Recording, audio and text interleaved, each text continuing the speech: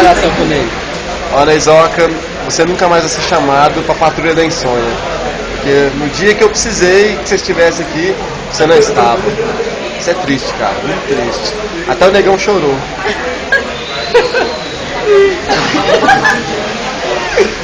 E Davi, que compareceu também, tá triste.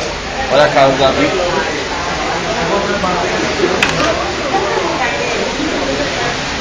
Mauriceira trouxe a Juju como homem honorário da ocasião.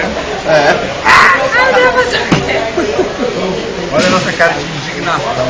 Fala que o Brahim compareceu também. O Brahim compareceu, mas foi embora porque é moça, é gayzinho também. E o Arthur, cara, que hoje é meu motorista. Só me chamou pra isso. É. Só pra isso que é sério, né? Tudo bem discutível. Depressão. Por isso que eu entro na cachaça toda vez. É. Porque o último final de semana meu solteiro, eu queria andar de 30 e beber devassa. Pra garantir. Então, obrigado, Ney, por ter comparecido. Obrigadão mesmo, cara. Registrar. Caralho.